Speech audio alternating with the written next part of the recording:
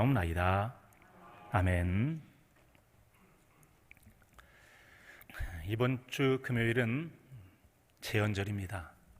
제헌절은 한 국가에서 법을 제정하고 공포한 날을 기념해서 지키는 날이죠. 1948년 5월 10일에 제1대 국회의원 선거를 합니다. 그들은 법을 제정한 국회의원이라고 해서 국회를 제헌국회라고 말합니다.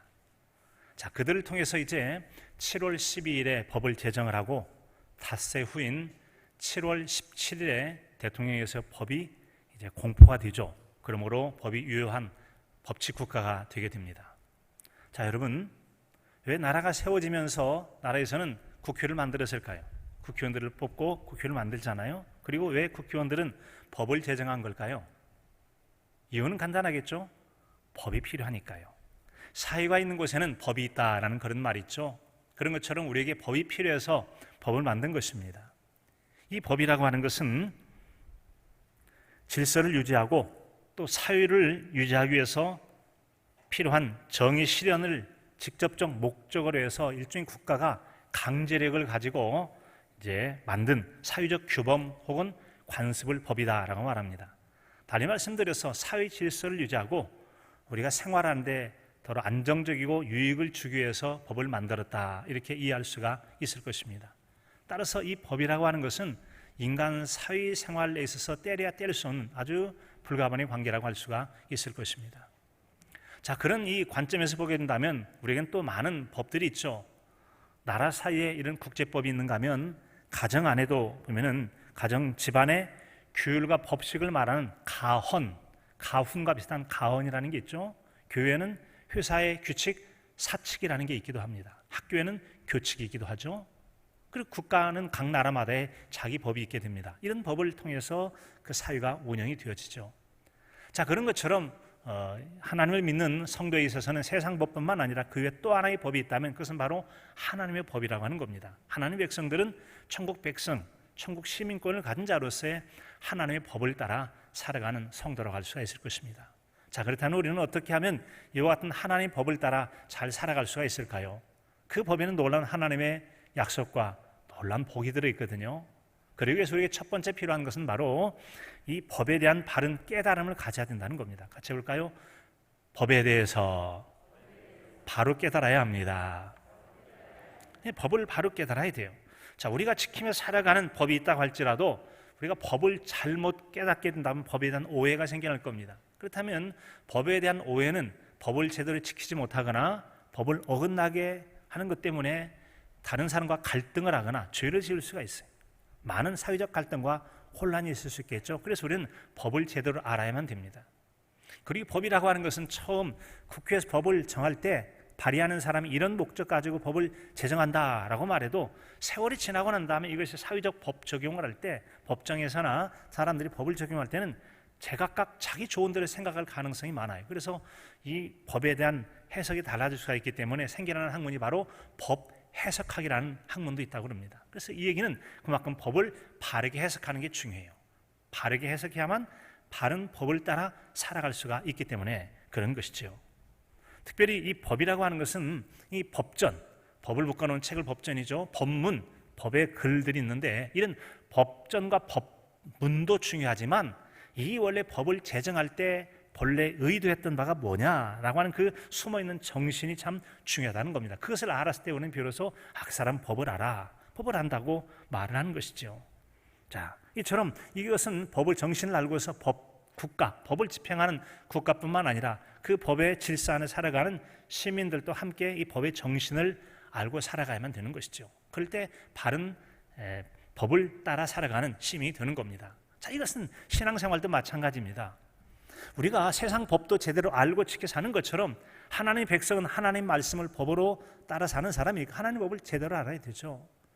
기본적으로 우리에게 주어진 신앙인의 법, 하나님 말씀이 바로 우리에게는 규례와 율례와 법도 여러 가지 표현되어 있습니다만 이것이 하나님 말씀이고 우리에게 하나님 말씀이 법이 되거든요.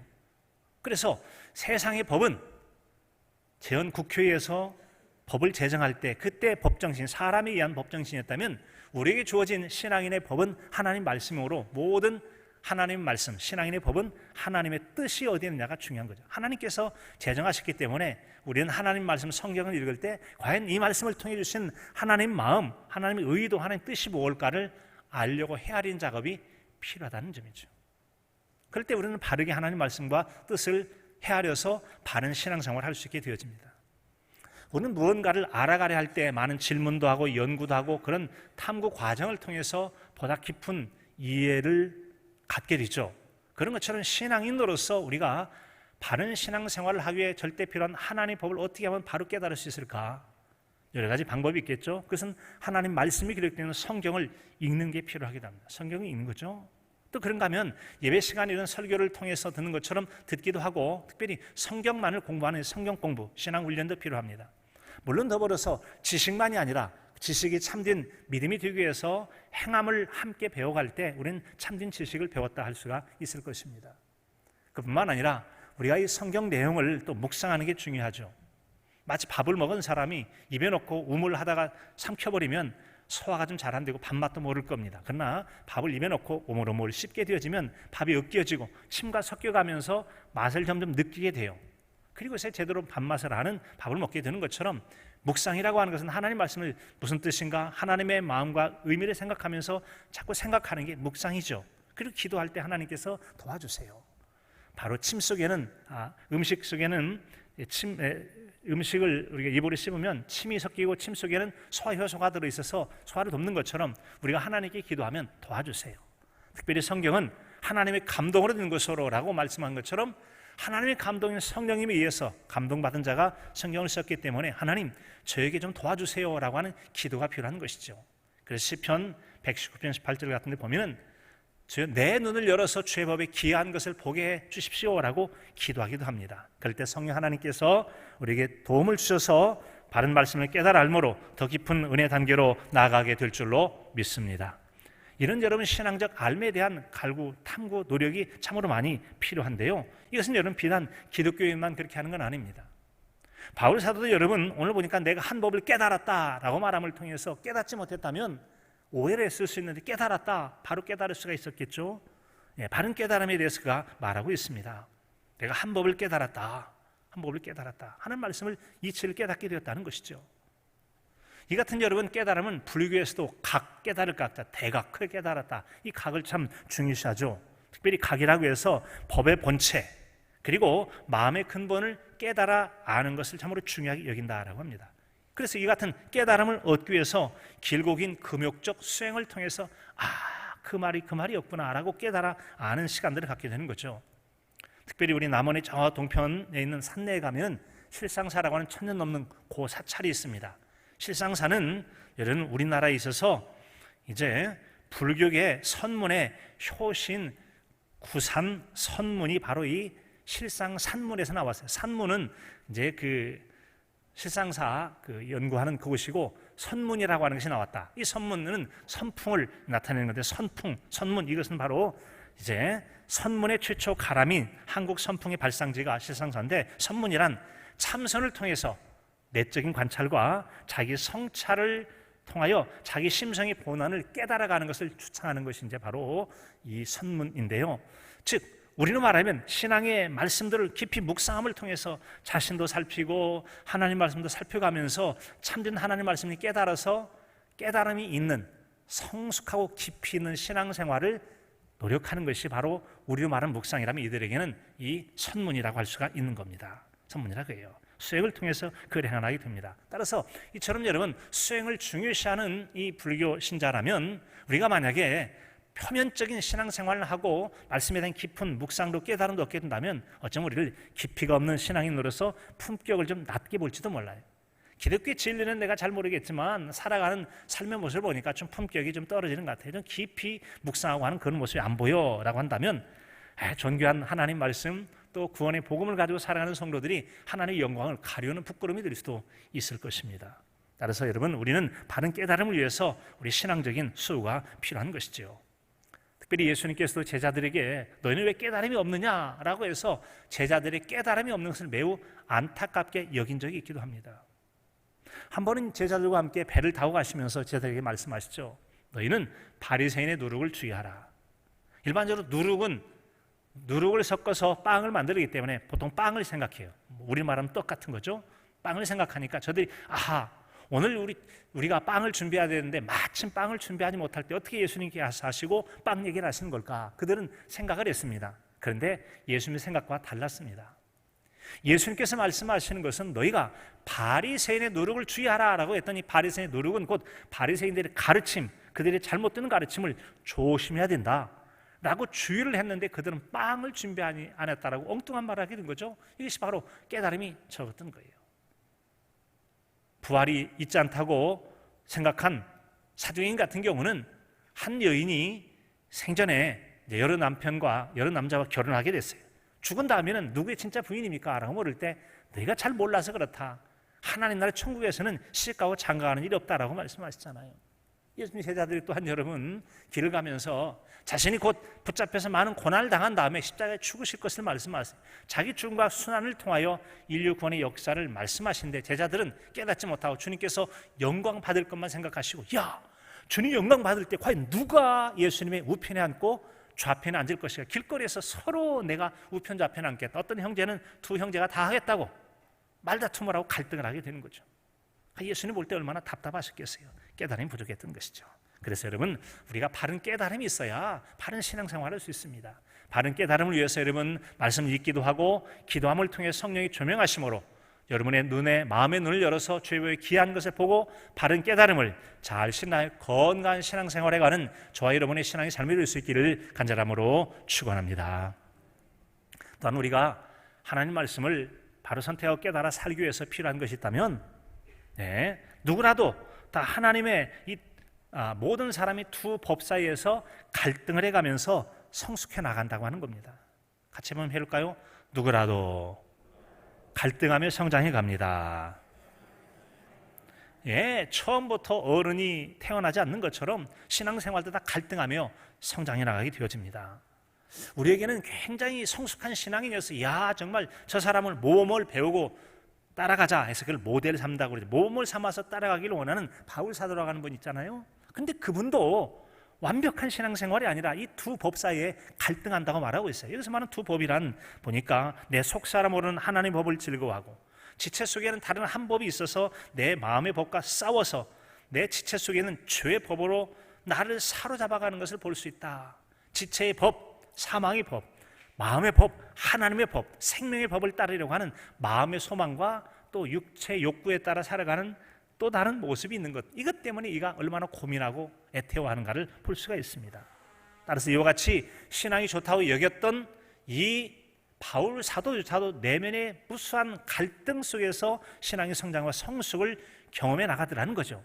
자, 이 같은 갈등이라고 하는 것은 이제 막 신앙생활하는 초신자만이 아닙니다. 오랜 신앙생활을 했던 분들도 얼마든지 그런 갈등하고 사도 바울처럼 그 위대한 신앙인이요 사도요 우리에게 읽혀지는 많은 성경을 하나님의 감동으로 기록한 사람조차도 내면적 갈등을 통해서 고민하면서 성장해 나갔다는 점이죠.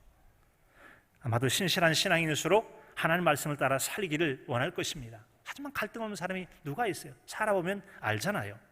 특별히 우리 몸속에는 여러분 때가 되면 이제 배가 고파지고 식욕이 있어서 막 밥이 땡기잖아요. 절제해야 되는데 막 먹어지는 거. 그런 것처럼 우리 몸 안에는 여러분 그런 욕구가 있어요. 육신에서 나는 육신의 욕구가 있는데 그 법이 우리를 사로잡아서 하나님의 말씀, 하나님의 법을 따르지 못하도록 하는 그런 죄의 본성들이 있기 때문에 다 갈등하고 고민하더라라는 점이죠. 자, 이런 때는 우리에게 이제 당연히 성장과 성수의 과정을 통해 연단도 필요하고 절제하는 그런 과정들이 필요하겠죠. 바울 사도는 분명히 말하건대 우리에게는 뚜렷한 두 가지 법이 있다. 마음의 소원함으로는 하나님의 법을 지키려 하지만 그러나 우리 육체 속에는 끊임없이 육체의 법, 우리 사망이라는 그런 법이 우리를 자꾸 끌어가려고 하는 이것 때문에 오라 나는 공고한 자로다. 누가 이 사망의 법에서 나를 건져내려 하고 죽을 만큼 힘든 얼마나 고민스러운 그런 삶을 살아가는지 그가 말하고 있는 거 아니겠어요? 자, 여러분 그렇습니다. 이런 어려움이 누구에게 다 있을 수 있다는 거죠. 그러나 깨달음을 얻게 되어 있고 한쪽에 선택하게 되어진다면 그때부터는 신앙생활이 굉장히 자유롭고 기쁘고 행복한 신앙생활을 할 수가 있게 되어져요. 저 또한 여러분 청소년기 때 많은 갈등하게 됐고 특별히 대학 1, 2학년 때는 정말 율법적 문제로 너무너무나 고민을 많이 했어요. 정말 말씀대로 살기를 원하는데 말씀대로 산다는 게 얼마나 어려운지, 마음의 생각만으로도 죄가 되고 미워하면 살인도 된다는데 이 완벽하게 청년의 때에 쉽지가 않다는, 너무너무나 고민스러워요. 어느 날은 걸어가다가 막 코피가 터져서 막 힘들 정도로 그렇게 막 얼굴이 메말라가고 고민이 많으니까 그러다가 대학 2학년 마치고 군대를 가게 됐는데, 군대에서 이제 성경이 있다가 이것이 곧 모든 율법과 선지자의 강령이다. 마음을 다하고 뜻을 다하고 하나님을 사랑하라. 그리고 내 이웃을 내 몸처럼 사랑하라. 이 모든 것, 즉 사랑이라고 하는 하나님의 사랑, 이웃 사랑, 이것이 모든 율법과 선지자의 강령, 율법이 강정하는 것이고 선지자가 외쳤던 것이 바로 그거야 라고 하는 이 말씀을 깨닫고 나니까 얼마나 마음이 기쁘고 좋은지 확 좋아가지고 막 행복했던 적이 생각이 납니다. 그때 깨달음이 뭐였냐면, 우리가 율법을 잘 지킴으로 하나님을 사랑하려고 하는 이 법을 가지고 있으니까 아무리 노력해도 법을 다 지키지 못하니까 애만 태우고 속상하고 사는 삐뚤삐뚤 말라가는 거예요. 하나님, 내가 법 다 못 지켰으니까 날 미워하시면 어떡하지? 그런데 반대로 이 법을 깨닫고 난 다음에는, 그래, 하나님 사랑하고 내가 사랑하는 마음 가지고 사람을 대한다면 이것이 모든 율법의 가르침이란 말이지. 생각해보니까 내가 율법을 지키는 것은 하나님을 사랑하기 때문에 지키는 거죠. 그러므로 얼마나 마음이 자유로운지, 즉 완벽하게 지키지는 못한다 할지라도 내 마음의 중심은 제대로 확실하거든요.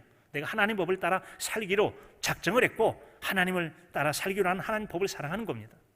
그리고 이웃 사람들을 사랑하려는 그런 마음으로 사람 존중감을 가지고 사람을 대하는 이 마음이 있다 보니까 설령 연약해서 부족합니다, 하나님께 회개하면 돼요. 왜요? 고의적이지 않거든요. 연약해서 실수로 미처 부족한 거예요. 그러니까 하나님께서는 이 법에 대한 깨달음을 주니까 그렇게도 괴롭고 힘들던 사람이 마음은 편하고 기쁘고, 그러니까 이렇게 마음이 자유로우니까 율법을 더 안 지키느냐? 아니에요. 사랑하니까 더 열심히 지키고 하나님을 기쁘시게 하기 위해서 막 더 지키는 거예요.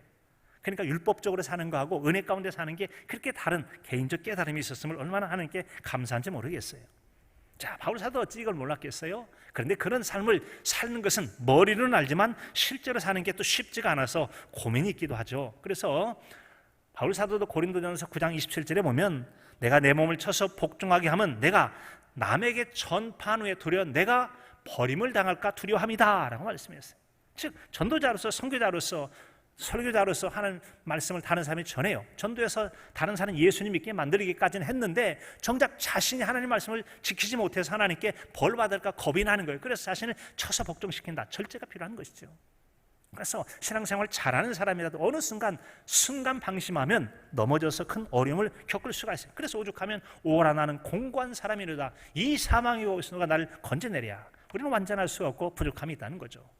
우리의 도움은 하나님께로부터 오는 줄로 믿습니다. 그래서 우리에게는 이런 어려움의 과정이 있긴 하지만 이런 것이 연단의 과정이 되어지고, 우리 신앙의 삶 속에는 우리가 온전히 하나님만 집중하지 못하는 불순물이 섞여 있는 것들을 없애주는 매우 중요한 재련의 과정, 훈련의 과정이라는 거죠. 이런 과정을 통해 순수 신앙이 되어지고 성장하고 성숙하고 깊이 있는 신앙생활이 가능하게 되어지는 거죠.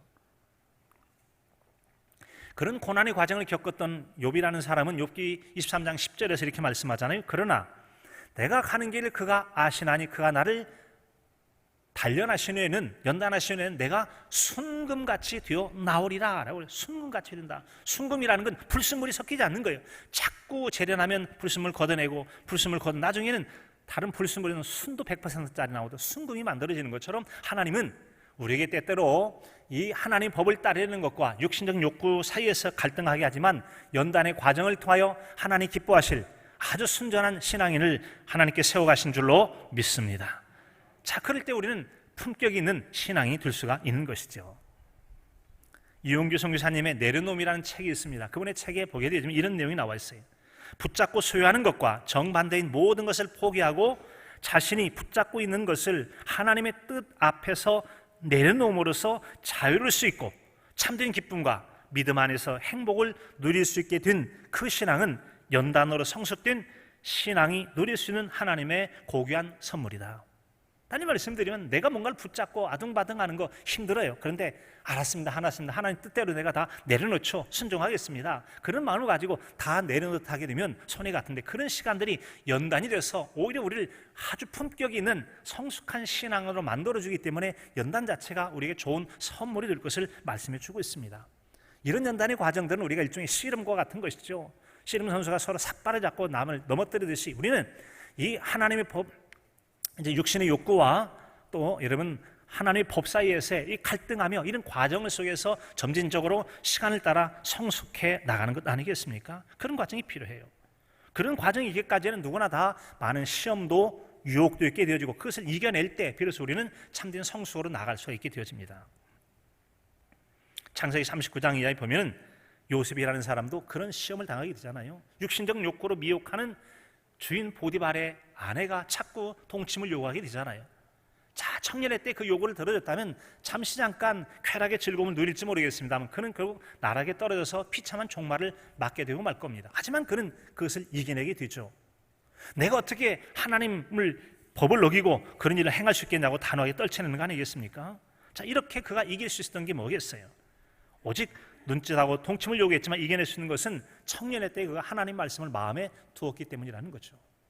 자기 절제는 바로 하나님 말씀을 통해 가능하게 됩니다. 그래서 시편 119편 9절에 보면 그리고 11절에 보면은 청년이 무엇으로 그의 행실을 깨끗게 하리까 주의 말씀을 따라 삼갈지니라. 내가 절제하고 조심하는 것은 하나님 말씀으로 하죠. 11절에 보니까 내가 주께 범죄치 아니하려 하여 주의 말씀을 내 마음에 두었나이다. 내 마음의 둠을 통해서 이 법으로 내가 다른 죄 짓는 것들을 막아내고 지켜내서 나를 지키게 되는 겁니다.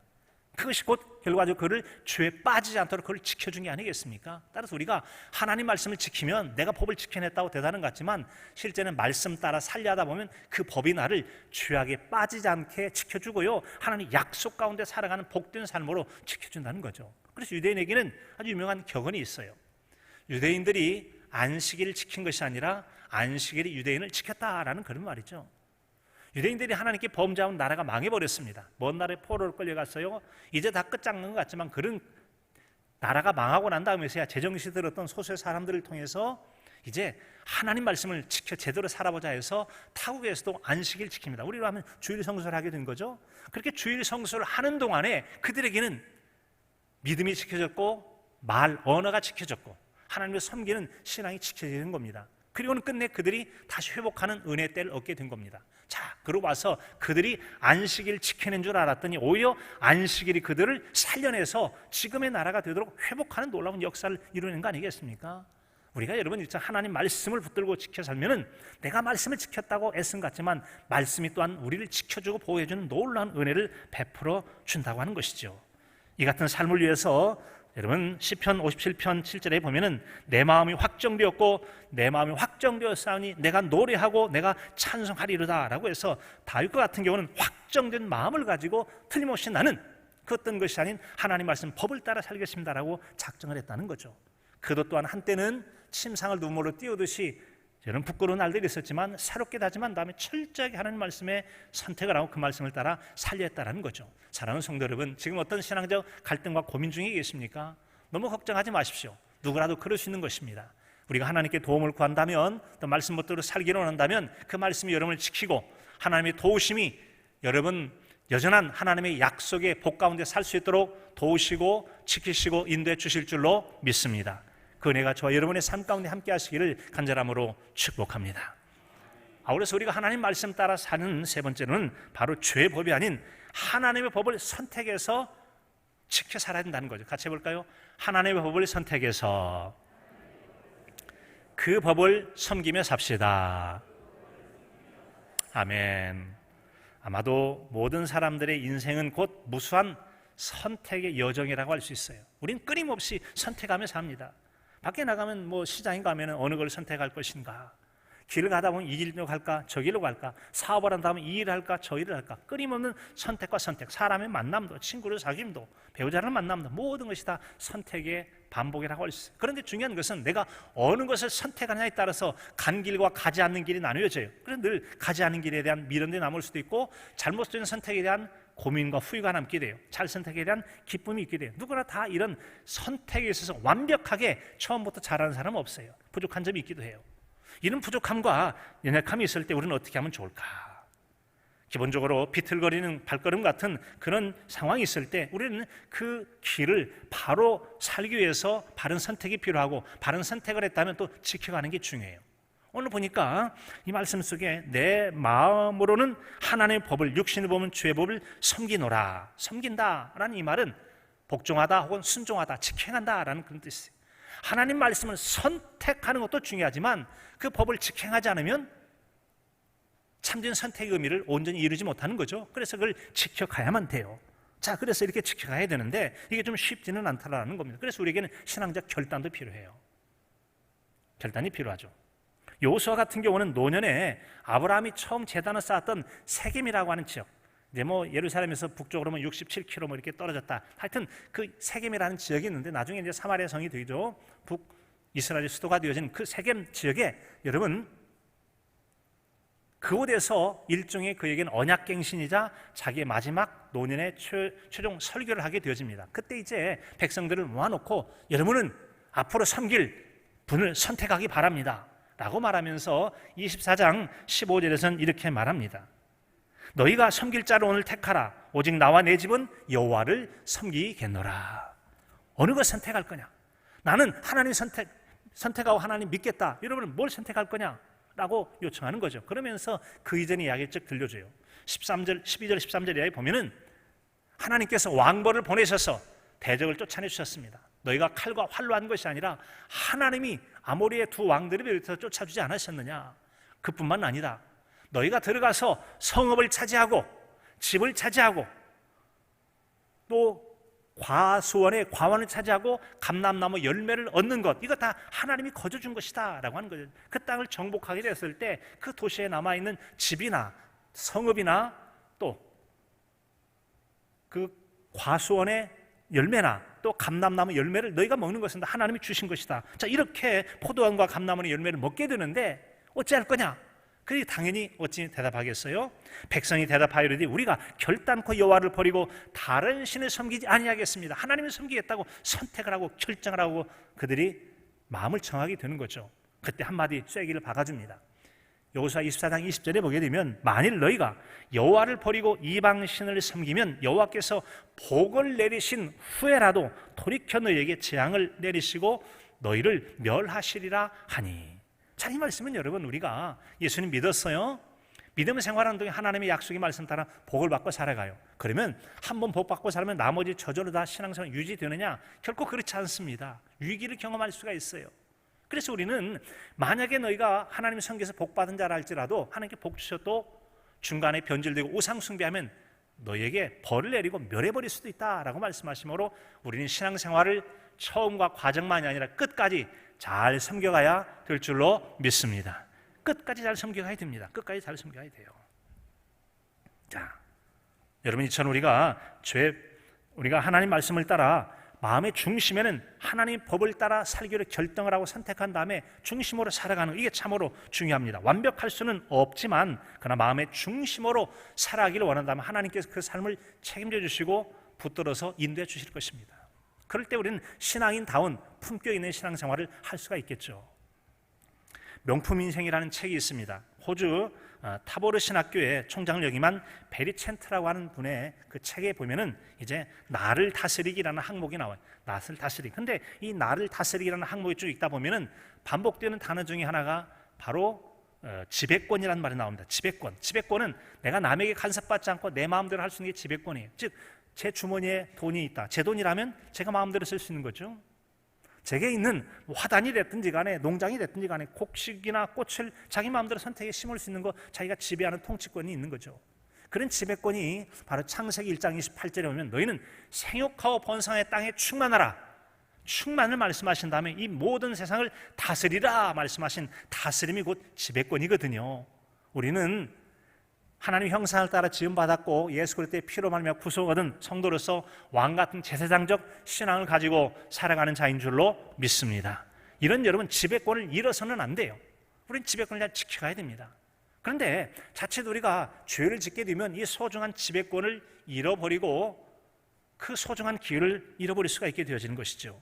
그래서 우리는 이 지배권을 잃지 않도록 조심해야 되는데 우리의 지배권을 위협하는 것이 바로 요한일서 2장 16절에 보면은 육신의 정욕과 안목의 정욕과 이생의 자랑이라. 이것은 하나님에게서 난 것이 아니라 사람에게서 났다. 사람에게서 난 세상적 욕구라고 하는 것이 우리를 하나님 앞에 무너지게 만들어서 하나님의 자녀로서의 품격 있는 신앙생활과 다스림이라는 지배권을 잃게 만드는 위험 요소가 되었음을 말씀해 주고 있어요. 그래서 이 베리첸트라고 하는 목사님은 3G를 조심하라. 3G래요. 3G. 뭐 4G, 5G, 요즘 뭐 얘기하는 뭐 이동통신의 등급 그런 그 기술력을 얘기하는 게 아니에요. 그 호주 사람이니까 영어를 쓰잖아요. 영어의 첫 글자가 3G예요. 첫째는 골드는 뭐죠? 돈을 얘기하는 거죠. 사람이 돈 조심해야 된다. 두 번째는 걸즈, 여성을 얘기하는, 이것은 이제 성적 욕망을 조심하는 거고, 세 번째는 글로리라고 그래서 명예를 조심해요. 항상 이 어떤 일정한 위치에 오르게 되면 돈의 문제에 걸려들고, 이제 이 이성에 대한 문제에 걸려들고, 세 번째로는 이 명예의 유혹에 빠져가지고 이것 때문에 아주 인생을 망치는 그런 경우가 있기 때문에 이것을 조심해야 된다라고 해요. 그걸 지켜야 우리가 품격 있는 신앙인으로서 자기의 지배권을 가지고 살아갈 수 있다고 말씀해 주십니다. 자, 그런데 우리가 누구라도 이것을 이기기를 원하는데 모두가 이길 수 있는 건 아니에요. 쉽지가 않습니다. 어쩌면 이길 수 있을까요? 요한사도는 이렇게 말씀합니다. 요한 1서 5장 4절은 무릇 하나님께로서 난 자마다 세상을 이기느니라. 세상을 이기는 이김은 이것이니 우리의 무엇이니라? 믿음이니라. 같이 볼까요? 우리의 믿음이니라. 믿음만이 우리의 품격 있는 삶을 무너뜨리려는, 그리고 우리의 지배권을 빼앗으려는 모든 유혹과 시험들을 넉넉히 이겨낼 수가 있다는 거죠. 이것을 잃게 되면 소중한 걸 잃어버릴 수가 있어요. 이런 것을 여러분 빼앗아 가려고 하는 건 초신자만이 아니라 오래 믿은 성도도 그렇다고 그랬잖아요. 우리가 2주 전에 베드로전서 5장 여러분 8절에 11절에 믿음으로 대적하라 라는 말씀을 우리가 함께 말씀해 들은 적이 있습니다. 믿음으로 대적하라. 사단 마귀는 우는 사자와 같이, 굶주린 우는 사자와 같이 삼킬 자를 찾아다니는데요, 그것은 모든 사람을 다 대상으로 삼습니다. 심지어는 예수님에게도 도전하고 예수님의 12제자 중에 한 사람인 가룟 유다에게도 도전합니다. 그리고 그를 끝내 넘어뜨리잖아요. 한때 가룟 유다도 둘씩 나가서 외칠 때 말이죠, 귀신이 떨어져 나고 질병이 고쳐지고 놀라운 기적과 귀신을 압도하는 능력을 가졌는데, 나중에 여러분 영적 방심과 그의 탐욕이 오히려 귀신이, 사탄이가 말이죠, 예수를 팔 생각을 놓고 끝내는 사로잡히게 돼서 어떻게 됩니까? 그 지배를 당하고 많은 비참한 자리에 떨어지게 되고 말잖아요. 그럼 어떻게 되죠? 그는 바로 지배권을 잃게 된 겁니다. 사도로서의 권한, 귀신을 제압하는 능력을 잃게 되어지고 사도로서의 말씀을 전할 수 있는 놀라운 복과 그리고 장차 주어질 하나님의 복을 다 잃어버린 거 아니겠습니까? 그런 일들은요, 지배권을 잃는 것, 이것은 바로 법을 어기게 됐을 때 문제가 되어지는 겁니다. 몇 해 전에 충남의 한 도지사가 그 문제 때문에 도시사직이 박탈당했어요. 얼마 전에는 또 여러분 부산시장이 그렇게 됐어요. 그리고 며칠 전에는 또 서울시장님이 그렇게 됐어요. 또 여러 해 전에는 대통령님까지 그랬어요. 대통령이 됐든 도지사가 됐든 여러분 뭐 시장이 됐든지 간에 그 누구라도 법을 어기게 되어진, 법에 대한 제재를 당하게 되어서 그의 통치권을 잃게 되고 지배권을 잃게 됩니다. 대통령으로 해서 권한을 빼앗겨 버리잖아요. 도지사 권한 뺏겨 버려요. 시장이 권한 빼앗겨 버립니다. 그리고 심지어는 영어의 몸이 돼요. 감옥살이 한다는 거죠. 이런 어려움이 있었어요. 이런 어려움이 있을 수 있다. 누구라도 다 그런 도전을 당할 수가 있게 되어져요. 자, 이렇게 우리가 여러분 이런 문제를 당하게 됐을 때 일종의 도전이 되게 되는데, 여러분 이런 도전을 당할 때는 어떻게 하면 좋습니까? 이런 도전을 당할 때 실수할 수도 있고 잘못할 수 있는데, 철저히 우리는 여러분 회개라는 과정을 철저한 필수 과정으로 거쳐야만 된다라고 하는 겁니다. 철저하게 회개라는 과정을 거쳐야 돼요. 어떤 이들은 자존심이나 명예를 위해서 끝내 사과하지 않고 그냥 극단적 선택을 하게 되어지는데, 개인적으로도 관계적으로도 해결되지 못하고 하나님 앞에서 해결되지 않아요. 하나님은 우리에게 놀라운 선물을 주셨는데 회개하라는 것이죠. 회개하면 돌이켜 회개하면 우리를 다시 회복해서, 비록 문제가 있던 자라도 내 마음에 합한 자라고 다윗을 쓰신 것처럼 놀랍도록 들어 쓰시는 하나님 되실 줄로 믿습니다. 여러분, 그래서 우리는 그처럼 우리가 잘못할 수는 있더라도 돌이켜 회개함을 통해서 말씀 안에 회복의 은혜를 누릴 수가 있다는 거죠. 그래서는 확정된 믿음을 가지고 품격 있는 삶을 살아갈 수가 되는 것이죠. 요셉 같은 경우는 끝내 그 보디발의 아내의 요구를 거부하고 품격 있는 삶을 살다 보니까 평생 노력에도 불가능한 그 애굽의 총리가 되어지는 것을 초고속 승진해서 놀랍도록 하나님께 존귀한 자로 살게 하시잖아요. 우리가 여러분 그처럼 하나님 말씀 안에 하나님 법을 따라 선택하며 살게 된다면 하나님은 말씀으로 지키시고 복 있는 인생, 약속의 복을 누리는 신앙인요, 품격을 통해 세상을 지배권을 가지고 살도록 은혜를 베풀어 주실 줄로 믿습니다. 우리가 말씀으로 새로워지는 교회, 복음 안에 건강하고 행복한 삶을 위해서 말씀의 복을 잘 지켜 믿음으로 승리를 이루어가고 약속의 복을 누리는 저와 여러분의 신앙의 삶이 될 수 있기를 간절함으로 축복합니다. 하나님 아버지,